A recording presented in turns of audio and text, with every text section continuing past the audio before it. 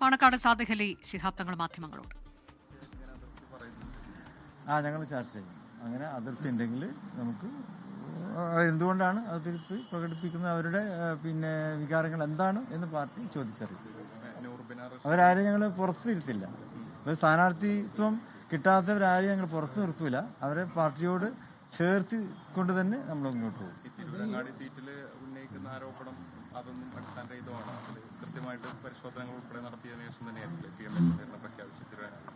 അല്ല, ഇന്നലെ പ്രഖ്യാപിച്ച 25 സീറ്റുകളിലും നമുക്കറിയാലോ എല്ലാ വിധത്തിലുള്ള പരിശോധനകളും കഴിഞ്ഞതിന് ശേഷമാണ് ആ 25 സ്ഥാനാർത്ഥികൾ ഞങ്ങൾ പ്രഖ്യാപിച്ചത്. നിങ്ങൾ പത്രക്കാർക്ക് തന്നെ അത് പറഞ്ഞല്ലോ, ലീഗ് എന്തിന് എത്ര സമയം ചെലവഴിക്കുന്നത് എന്ന് നിങ്ങളൊക്കെ ചോദിക്കുകയുണ്ടായി.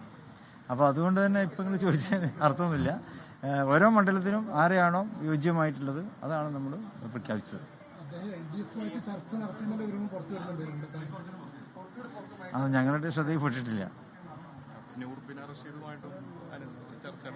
അല്ല, അത് സ്ഥാനാർത്ഥിത്വം പ്രതീക്ഷിച്ചവർക്ക് സ്വാഭാവികമായിട്ടും ചില നിരാശയൊക്കെ ഉണ്ടാവും. അതിപ്പോൾ അവർ നിങ്ങൾ പത്രക്കാർ മൈക്കും കുത്തൂക്കി പിടിച്ച് പോകുമ്പോൾ എന്തെങ്കിലും പറയണല്ലോ, ആ നിലക്ക് അവർ പറയും.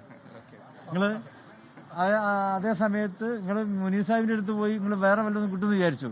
പക്ഷേ മുനീർ സാഹിബ് വളരെ പക്വതയോടെയാണ് അതിന് പ്രതികരിച്ചതെന്നുള്ള ഞങ്ങൾക്ക് വലിയ സന്തോഷമുണ്ട്.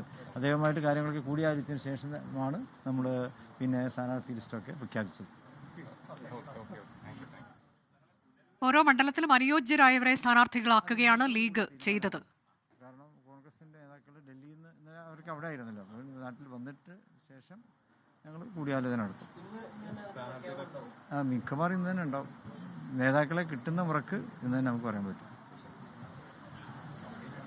ലോകത്തെവിടെയായാലും ഏത് സമയത്തും 24 വാർത്തകളും ഓഗ്മെന്റഡ് റിയാലിറ്റി പാക്കേജുകളും എക്സ്പ്ലെയിനറുകളും വിശദമായി കാണാൻ ഞങ്ങളുടെ യൂട്യൂബ് ചാനൽ നിങ്ങൾക്ക് സബ്സ്ക്രൈബ് ചെയ്യാം.